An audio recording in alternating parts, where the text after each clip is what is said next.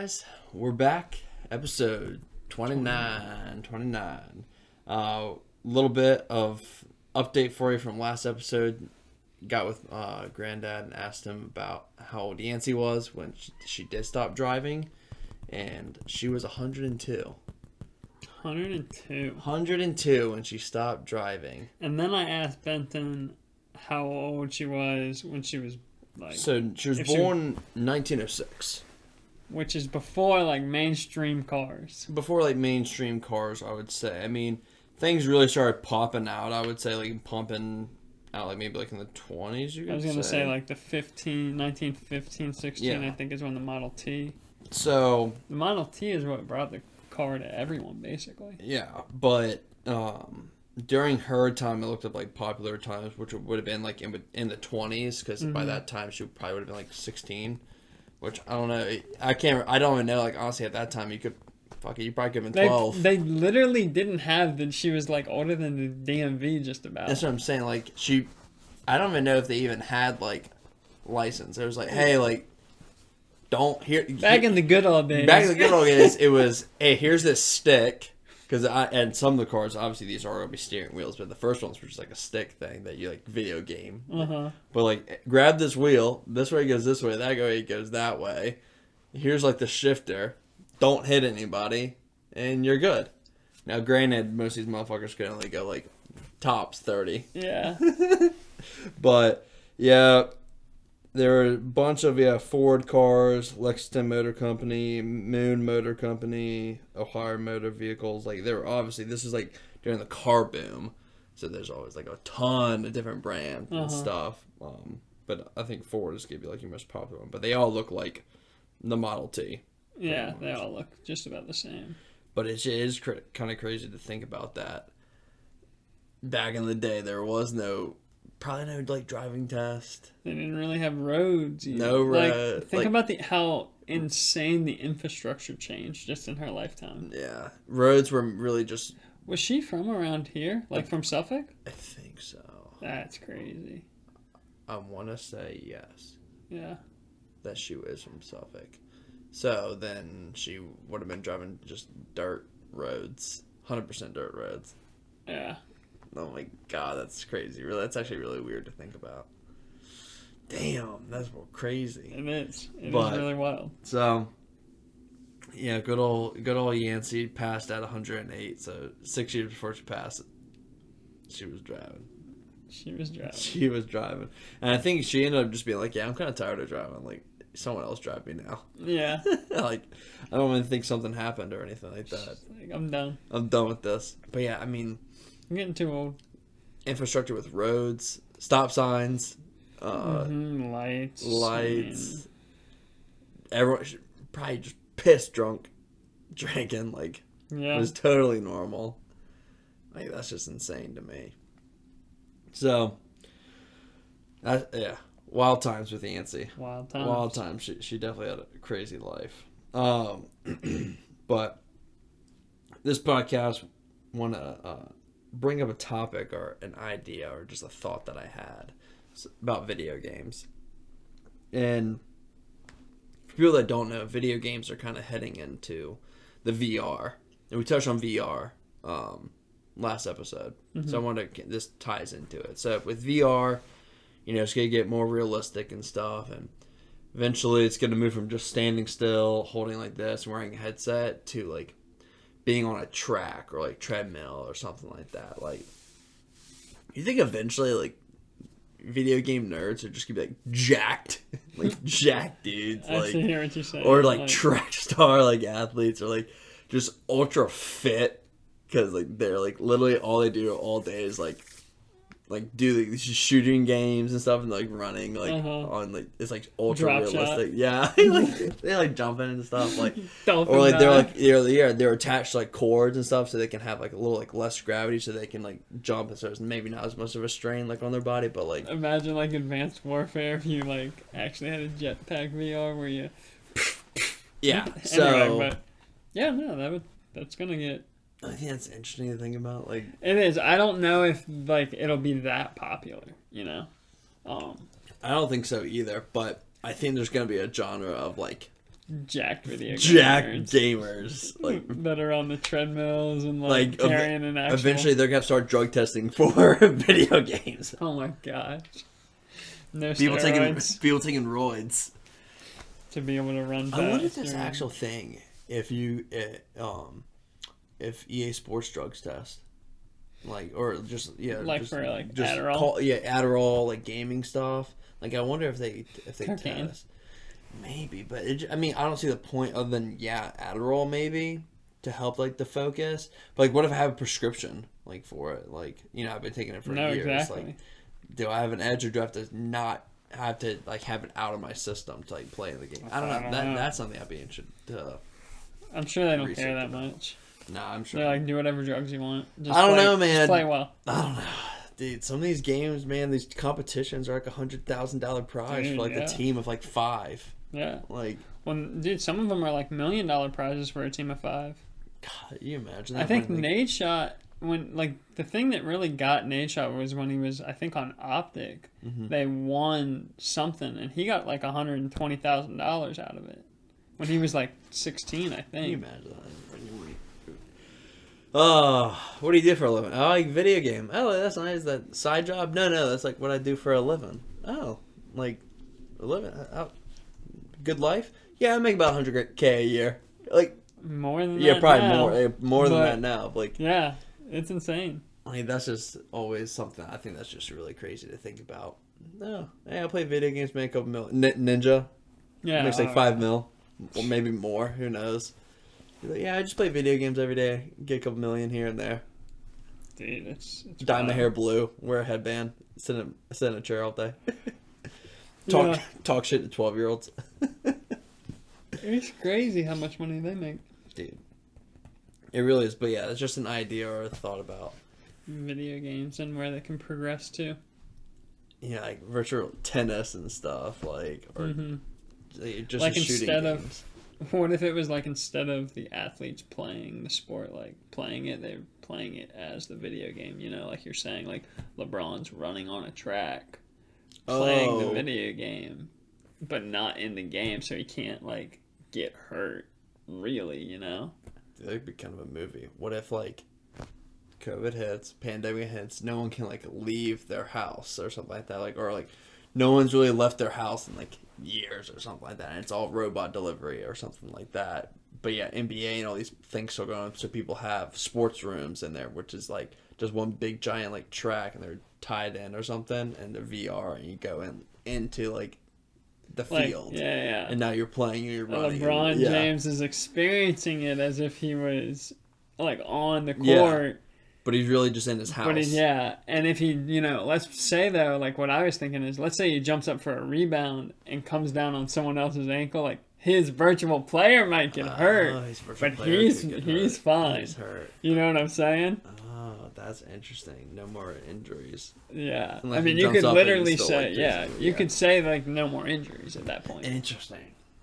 I mean, obviously, I don't think he'll ever get to that. It's really that's pretty sci-fi far out, but. That's just really funny to think about with that. Like baseball, you're just down your base, just swinging. You get hit with the baseball, like, and like in your little chamber in your house, it's like air, and you're like, oh, and you're like, oh, that didn't hurt. Well, dude, like I think that's another thing as well that will eventually come is gonna be full body like suit gaming experience where. You can feel like your environment, like water, and you like start to feel wet. Yeah, or something like that, or like, someone taps you on the back. You put the head thing on and you go underwater, and it like restricts your oxygen. You stop breathing, it kills you. The mask just floods. Yeah. That's like another thing. I think that will eventually become a thing. I really did. That may take a couple 100 years, but I think that would be. Would you play some Skyrim? Definitely, 100%. Like, what if, like, dude, the suit got cold, suit got hot, like temperature-wise, where your climate is. Yeah, I don't know about how they're going to simulate wetness, other than maybe like getting like colder. But, dude, they can do that pretty well with like even just a little bit of moisture and cool air. Mm-hmm. If they could have like, I don't want to say like little. Water. Yeah, I know what you're talking about. That'd be interesting. Yeah. Or just like somehow sprays mist. Yeah, exactly. And there's a fan in it. You're on a boat. You're like getting hit with the wind, surfing. Yeah. Spit out the barrel. I don't know. I just really think things are gonna will eventually. I mean, get crazy. Dude, why is my cat loving this right now? I don't know. She's funny. Dude, my cat's being so needy right now. Christian's betting the heck out of my cat. I don't know if y'all can see that one. Like rolling her eyes. She is loving this. What the heck? You never do this with me. But anyhow. Who, me or the cat? No, I'm just kidding. I just think video games in general, and kind of tying in last week's episode with VR, is going to be crazy, and it's going to be out of this world. I mean, a lot of stuff that we were talking about, like the training stuff, is sort of like video games in a sense, because they're just have like, you know, in the army or whatever, like a gun. We do modeling simulation for the army right now. Yeah. And they wear VR stuff, and they like literally have it set up where it looks weird, but they bring in like smells too. Like they'll have the smell of gunpowder like poked in there, like the smell of like rotten flesh will go into like. You go to Disney and you see what they're doing at an entertainment park, and it's like, okay, yeah, like the government's got some crazy stuff. Because Disney got this, bro. There's this Avatar ride that like they do where it makes you feel like you're flying on the back of those big dragon beast things. Yeah. The big ones, not like the one that you connect with. Yeah, like the big orange one in the end, like that king size dragon. I guess, one. yeah, basically. Yeah, and they have like the mist and the smell of like moss and earth when you go near like you know how they have like pillars in the sky. Yeah. And, like, the mist, you get, like, totally shacked in it, too. You get barreled like a motherfucker. It's like this massive tsunami wave that your little dragon goes in and just whoo. It was, like, the coolest barrel I've ever been in, but it was freaking virtual. Yeah, I've never been on a virtual roller coaster. It's a really cool ride. We had to wait, like, an hour and a half. Yeah, we waited a long time. I kept asking everybody, is it worth it? And they're like, yeah. It was worth it. It was. I got barreled. Yeah, it was worth it. So if I ever go to Disney World, maybe I'll. But they have other rides too that are like virtual, like that. They do the same thing, like with the wind and the smells, and it is pretty wild. If a theme park's doing it, what else is out there? Yeah, so pretty crazy. Who knows where it's going to be? Who knows? Maybe one day we'll be playing outer space. Maybe. You know, with that, talking about space, can you own space? Can you own outer space? Can you own outer space?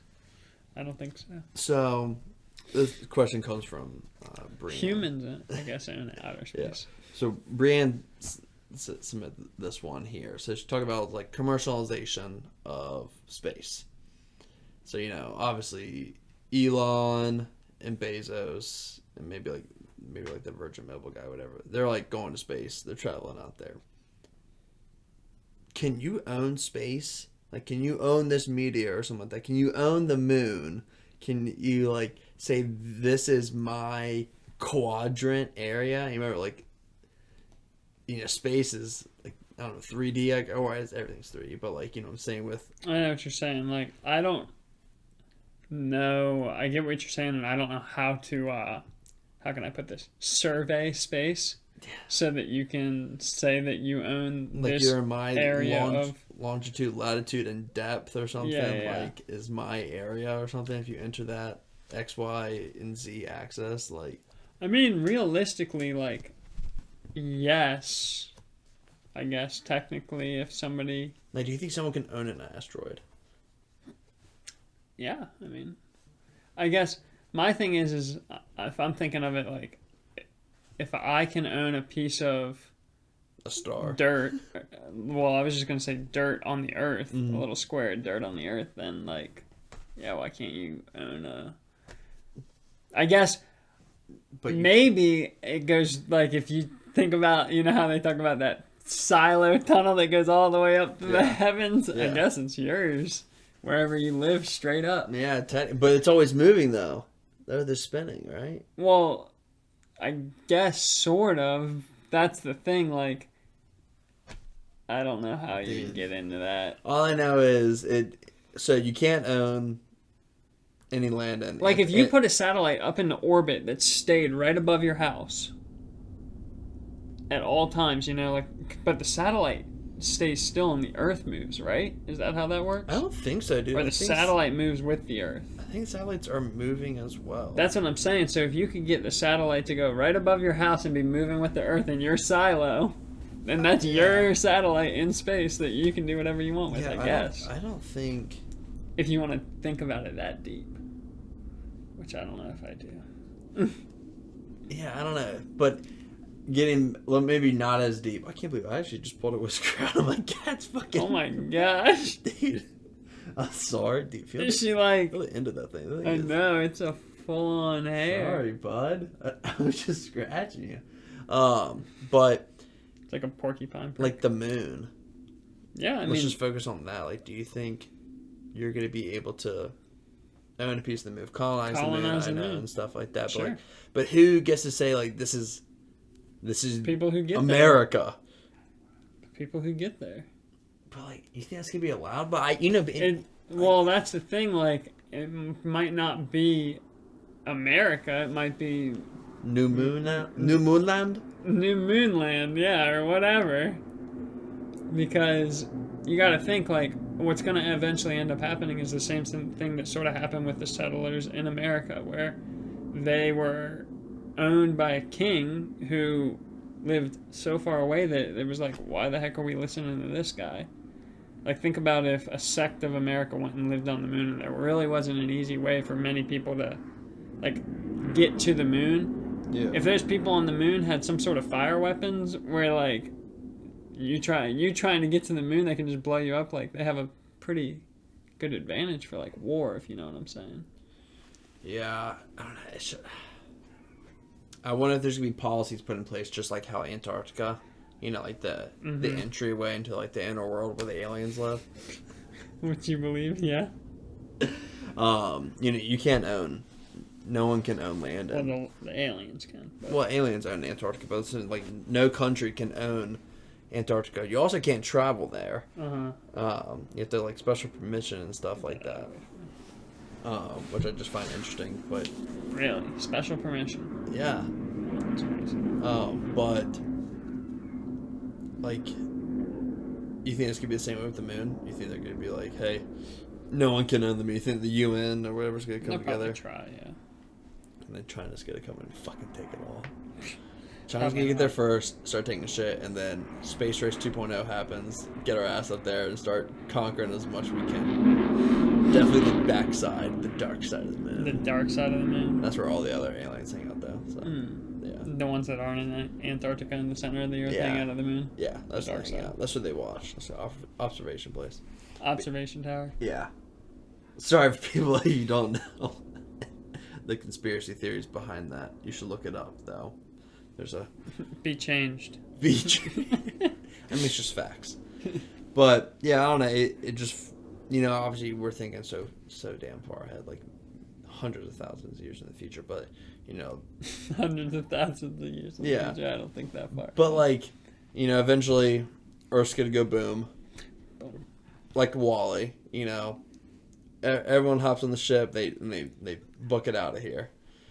Obviously they come back, but let's say they didn't come back. They're traveling, they're finding, like, other Earths and stuff like that. Like, that is really weird to think about new colonization of territories, because there's really no new new lands to discover on Earth, right?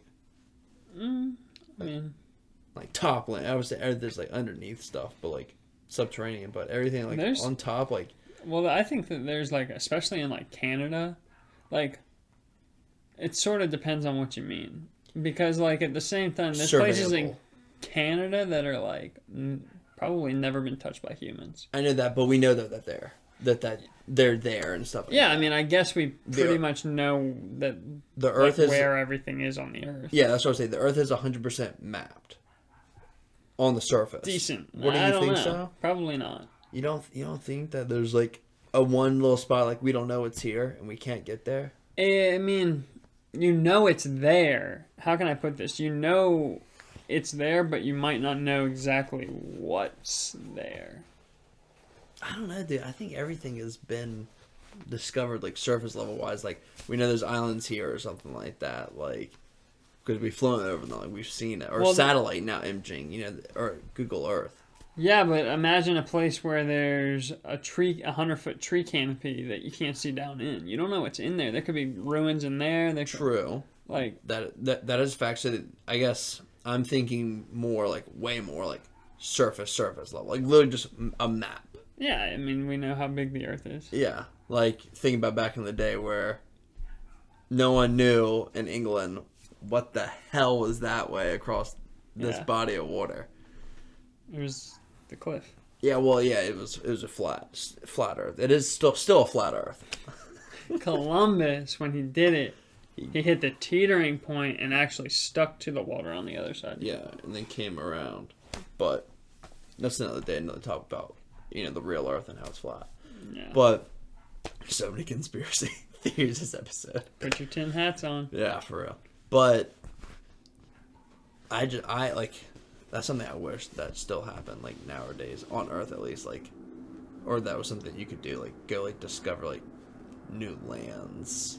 I mean, you sort of can to yourself. Don't bring a map. Yeah, I know. But it's like so cool, like imagine if when we were up at the Blue Ridge Parkway, instead of going on a trail, we just walked with some fucking compasses and went and got lost and died. Yeah, tried to find our way back for fun. Sacagawea style. Sacagawea style. Yeah, Lewis and Clark. I don't know, man. I don't know. It's just some of the things. I think it's just interesting stuff. It is pretty cool, and who knows what we're gonna. I mean, in the future, obviously, surveying is gonna be so easy because you could probably it's just gonna be a drone or satellite. I can't wait for it. Down. I don't understand how we're not there yet. Yeah, I know we talked about that in some past episodes about surveying all these lands with on like roads, right? Yeah, I don't understand how there's not like a way to get a drone to just like you see in movies, I guess, where they 3D image sensor the entire 100 by 100 foot that they're looking at and replicate it, and then we can do a little 10 by 10 inch replica of 3D printing is gonna get sick. Survey, like, scan something and that automatically uploads it to like a 3D AutoCAD system and then it prints it out. Yeah, that's gonna be really cool. Actually, that's what I'm talking about. Like, I don't understand I can't what wait we're for waiting that. on. We're waiting on someone to make it happen. It could be you. Could be you. Funny, Joe just asked about what does gaming look like in the future. Really? Yeah. You can watch this episode, Joe. Yeah. So yeah, now I want to bring another topic from our faithful listener, Brianne Habit. She wants to know a little bit. She brought about, this up too? Yeah.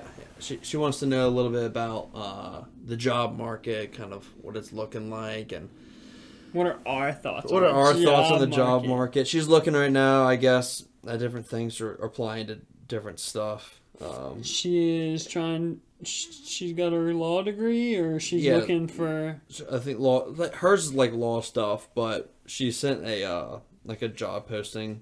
I believe it's what it was on Snapchat. I don't have it, but it was pretty much like some job saying 40 hours a week, like minimum overtime. If you don't, it's better if you don't have a family or any kids or something like that. Like, she was like, I was like, so pretty much if you just want to work your whole entire life and never have any free time. Exactly. But obviously, we have two different jobs. Mine is still, I would say, the basic corporate America type of job. 7:30 to 5. But it's like, it's probably, in my opinion, the top end of jobs that are bearable for most people. I think your company in general, like what I was trying to say, that came out not how I wanted it, but your company's a good company to work for. Yeah. Like, it's a fun job. Yeah. Sometimes. It is still, show up and... No, it's still that American dream type of corporate America type of job. You show up in 40 hours and you do this work and you produce to get this person produce their stuff for that person to produce that stuff and stuff like that. I'm not saying it's a pyramid scheme, but like so it's like this, but it's not a pyramid scheme, I swear. It's an inverse, bro. But yeah, so obviously anyone that doesn't know what I do really quick, I just do corporate America, like recruiting, pretty much recruiting, staffing. So people that need jobs, or companies that need people for their positions, I go out and I find those people, just aka like headhunting is pretty much how it goes. So that's all I do, but it's definitely hardcore like corporate stuff. It's gotten a whole lot better because when I first started off, it was like clean shaven, full suit, tie, jacket. Now I can like wear like a solid sweater, like in jeans and stuff. Like, so it's gotten a whole lot better. Now, and they definitely do take care of you. It's a really good company, but 7:30 to 5, hit your numbers, produce. Produce or die. Yeah, producer get the fuck out. is pretty much how it comes down to. But I just think that, and I can tell with, obviously all I do is talk to people all day. One, COVID really boosted up the remote jobs. Really sped that up. I know, like, when I was working pre-COVID, I don't think we ever had, like, I never worked on a single job that was remote. Yeah, and that's the thing, like, there was very few people who did. Yeah. And there is sort of like what you said, like a speed up where it's ramped. There was sort of a movement, a very small movement that I don't think a lot of people even really knew about, to make your work remote in like a corporate America job like you're talking about, where you basically, like, let's say Benton had a meeting at work from like the last 30 minutes of work, 4:30 to 5 or whatever. Instead of going to that meeting, he would talk to his like manager and be like, hey, like, I'm not going to make the meeting for whatever reason. So-and-so is going to, take notes for me, email them to me, and I'll have everything. And usually, like, managers would be like, okay, because they think it's a one-time thing. And then you eventually just move into where, like, you sort of push that boundary where you're like, listen, I'm doing everything you're telling me, like, I'm hitting my numbers in your case, and I'm not showing up to work anymore. You, like, work it that way. Yeah. And then they're like, yeah, I guess you're kind of right. Like, actually, you're doing better than you. And you work, like, 3 hours a day doing the same thing and not, like, as long as you hit your numbers. Yeah. And that's what, like, was happening. But then COVID, like you said, a lot more people realized what free time felt like. Mm-hmm. And they were like, holy crap. Like I said, it sped it all up. I mean, every level job mainly went work from home. Obviously, outside of like blue collar stuff like welders and stuff like you can't. Yeah, like my dad didn't. Can't weld from home. Yeah. Well, like, I mean, obviously you can, but like, it's really hard. Like, weld this ship. Well, that's the thing. Like, no, exactly. And obviously, like, a ship welder isn't going to weld a ship himself from home. You get on Zoom with it. But a ship welder can, like... Can you imagine that picture of a ship just in, like, on your screen? You got your welding stick. You're at home just welding the air. Yeah, I'm doing my job. But that person who was welding ships, who, might have been out of a job because ships weren't being welded for however long, might have started his own welding YouTube channel. And now he's making as much money because people will sit there and watch your stupid welding videos for hours. Welding how-tos. Yeah. That's so big. And, you get sponsored by a welding company and this and that, and, you get these income streams off of it, and then you're like, well, why the heck would I go back to building ships 40 hours a week when I can make 3 videos a week and make my money? Yeah.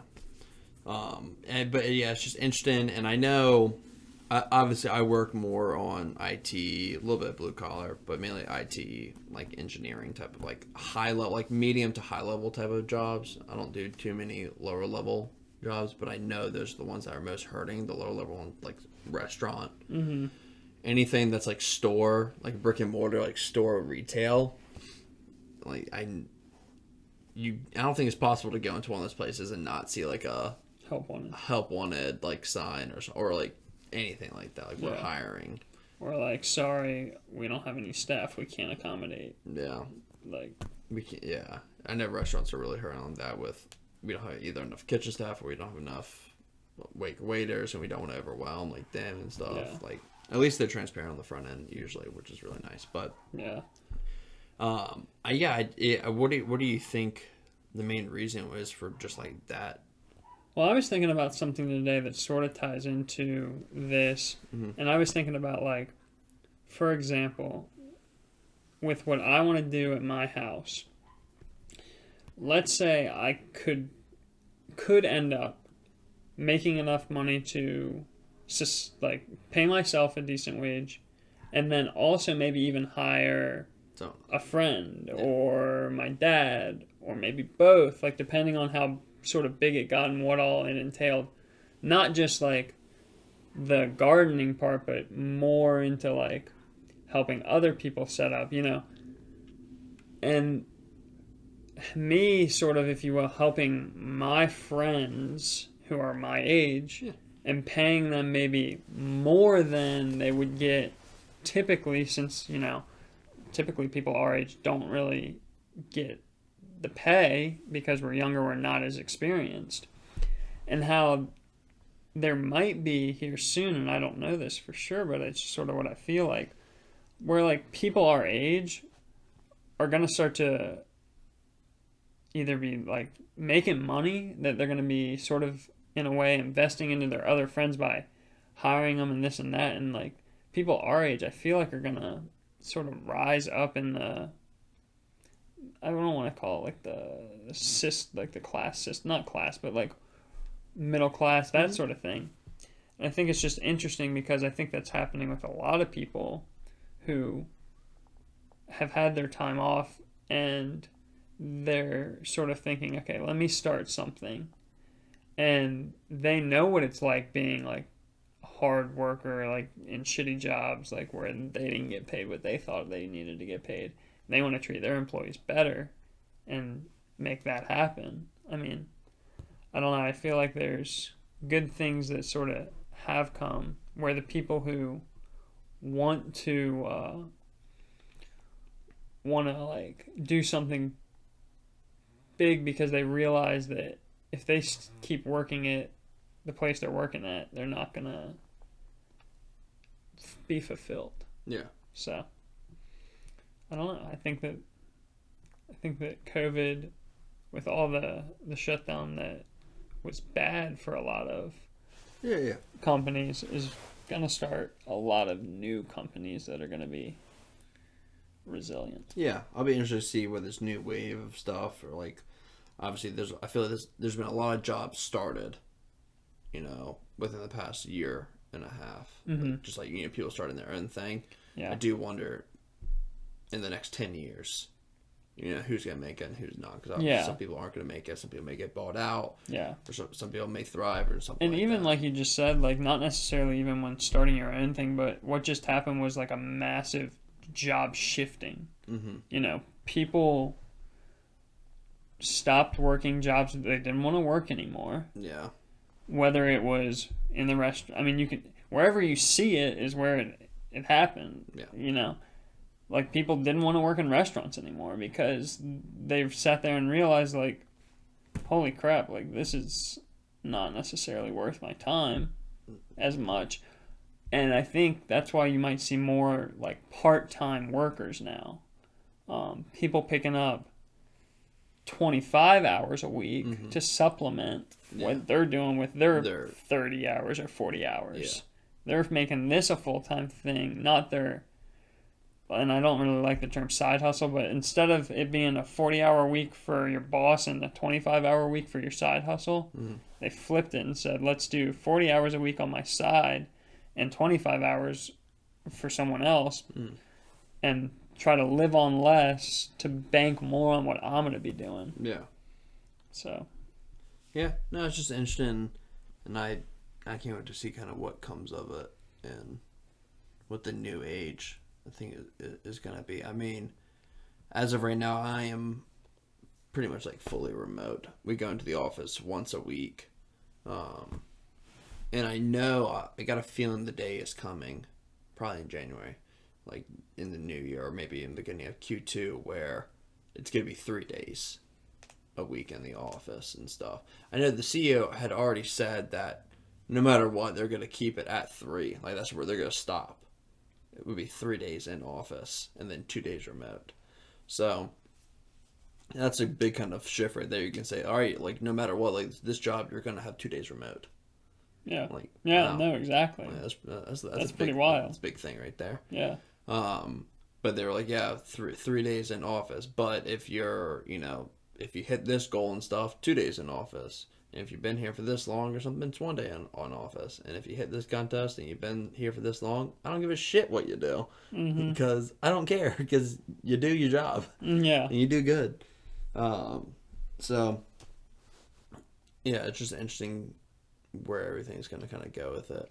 And that's the thing, like, you can almost, and I don't know this for sure, you'd have to tell me, but you could almost get to a point where, like, you have enough rolling spread that your company doesn't fucking care if you're not putting on, like, massive amounts on top of that. If you already have a massive spread because you're getting them paid, you can almost do nothing.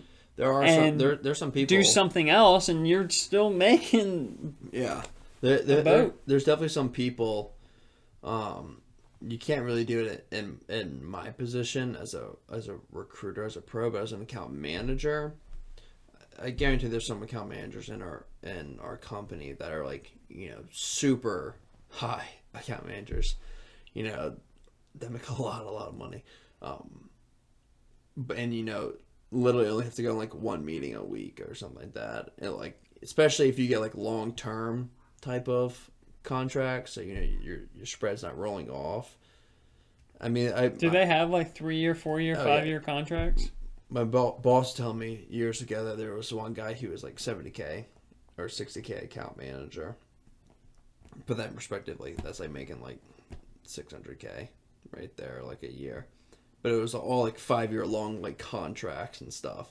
So he only came into work like Tuesdays and Thursdays to do like timesheet stuff, make sure everything was good, and then like admin stuff. Like that's like all he did. But yeah, like imagine didn't if go you to a single meeting, didn't do anything. He was like, I got all my people, they're good. Like I got 5 years. What if every year you could just put on like a massive 5-year? It'd be nice. It'd be nice. It'd be wild. It'd be nice. Only if the world was perfect. Only if the world was perfect. And that easy, but it's not. So tough to kitty. Can't do it. But yeah. I wonder how long it's gonna keep up for the whole. I feel like at some point here, and I don't know when it'll be too, I think that like the younger generation is gonna sort of figure out the business world extremely well and have all the older people like working for them. Kicked out. Like, I mean, like older, like basically sort of like not, this is an example, but me and my dad's working for me. Yeah. That sort of type of thing. Yeah. True. Yeah. It's interesting. I mean, fucking 13-year-olds trading crypto and making money. Yeah, no, exactly. Thinking about little... I've read so many stories of teenagers making more money than their mom and dad's income, like household salary put together. That's what I mean. Like trading crypto. Like trading crypto or doing stock market. Alibaba, whatever it's called, or like the drop shipping. Yeah, like Amazon stuff, Airbnb stuff. Like there's just like these kids like I pay my family's mortgage. They're like 12. Yeah. Last year I actually paid off my family's mortgage because I fucking make so much money. It's like, yeah, I flip Jordans. Yeah, dude. Shoes. I sell Supreme. I sell Pokemon cards. Like what? Yeah. Like Yeah, I'm a card dealer. There's this one dude who was making antique spoons into rings. Yeah, I actually follow that guy. Yeah. I actually like them. If I was a big ring guy, I'd get one of them. There's a cool Rolex. He was like one. 17 and he was making like $1 million a year. Yeah, he just buys spoon rings. He just goes to breaks thrift them stores and off. buys spoon. And has different size rings and then cranks to the size, like sands and stuff. Mm-hmm. Takes a picture, says, all right, $45. And then, they're like, okay, cool. And what he did was smart too. He sent a lot of his rings to influencers. Mm-hmm. So for they free. all wear them. Yeah, exactly. That's what I'm saying. Yeah, that's the thing. Like, and that's something, man, if I wish I was an influencer or something like that, obviously, like, Well, we are. Obviously. I always go back to David Dobrik, but that's just me. But, like, think about, like, David Dobrik probably gets, I know for a fact, because he puts a lot of it on the story, but he gets so much free shit of food and clothing and shoes and stuff. Like, eventually you get to a point where, like, if you want to, you really don't have to pay for clothing anymore. Oh, yeah. No. Like, I would love to have a point in David Dobrik could just about hit up any brand and be like, hey, could you send me a sample? I'm thinking about doing a video with your stuff. And then never do anything with it. Yeah. And get free stuff. That any company would be like, yeah, sure, here you go, David. Yeah. Especially, like, smaller ones, too. Yeah. And stuff. But, like, yeah, it's just crazy to think about, like, they're not going to just be sponsored by just, like, WRV, because I love WRV so fucking much. You could, though. I mean, You could be sponsored by WRV to take pictures. yeah, I know. That's something I've always thought about. But like LL Bean or something like that. Like if like if I was like famous, if I was just famous, like everyone's wearing like Versace, Gucci, and stuff. Oh, who's sponsored by LL Bean? And there's people like that. Like and like really like you don't want someone big? No, like I just love their clothes. I love the way it looks. It's like someone's like, "What are you sponsored by?" Oh, Old Navy. Isn't Kanye like I don't know. investor? I want to know if you were gonna be sponsored by a clothing brand. Who would you be? Who would you want? I probably said WRV just for the lifestyle, like t-shirts and like all their stuff is just like really casual wear, and then LL Bean for a little bit more of the like fancier stuff. I just big fan of them. I don't know who I'd pick. You don't got any brands that you wear a lot of or something? I know Grace 100% would be sponsored by fucking Anthropology. The girl honestly pretty much is sponsored by them. Like, but she pays for pays for every single thing. Like, her whole closet is Anthropology. Gosh. It's crazy. Like, dude. I don't know why she never just got a job there during like summers just to get some type of discount. Yeah, I don't know. I guess I'd probably just pick like Patagonia. It's a good one. Yeah. That's another one of those companies where like they're really, really good to work for. They they give a lot. Yeah. That's flexible work, all that. I like that. Patagonia is actually a really good ass brand. Damn. They have to switch. LL Bean for life. But yeah. Let us know who y'all think, or what brand or brands would y'all want to have sponsored by you, or just get always free clothing from them. I mean, obviously, it would be nice to get like the Versace, like Gucci or something like that, Off-White, Supreme, like Sell it. Yeah, just literally probably to like resell it, but like. My everyday wear, like the stuff like that I wear, I feel like is always I got it like at WRV or I got it like LL Bean, and I feel like that's kind of the way that goes. Some type of surf shop or something for all my t-shirts. I might have to just get rid of all my clothes and just go Patagonia. Yeah, I've wanted for the longest time. Well, I own a lot of LL Bean, but for the longest time I just want to get rid of all my stuff and then just do WRV t-shirts. Buy like a new WRV t-shirt every week. Because their t-shirts on average cost around $25.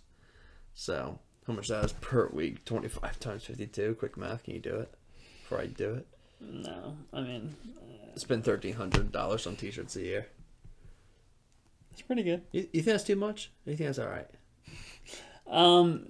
That's too much. You think that is too much? Yeah, but I mean, if it works for you, it works for you. You know, like.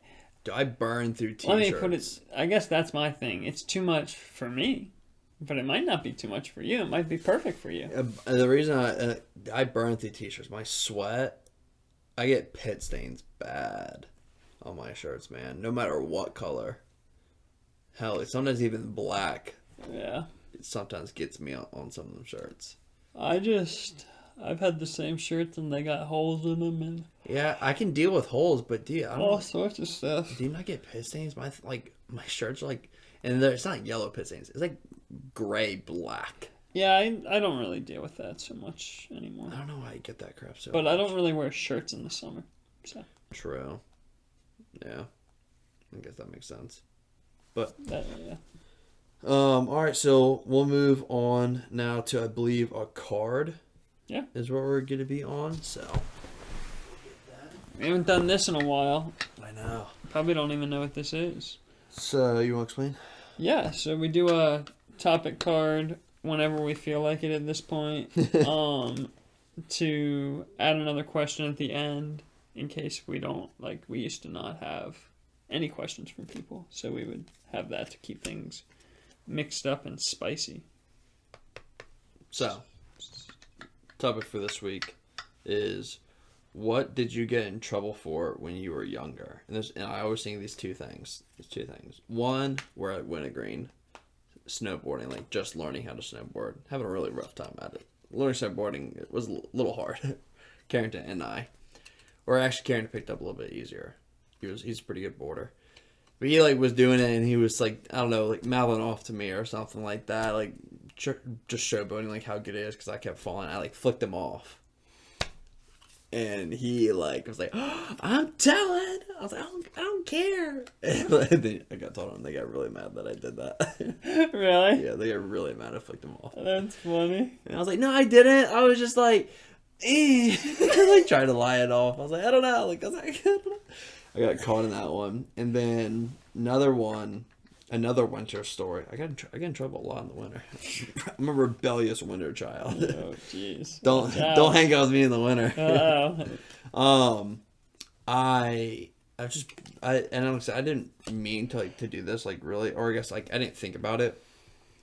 My mom, that spring, fall, whatever, had planted perennials or whatever type of flowers in there, and it was snowing, and it was like they were all or it was in the winter now, so there's like a lot of frost, or they're all covered like in ice, but it's like the rain ice. Yeah. So I just started chopping them.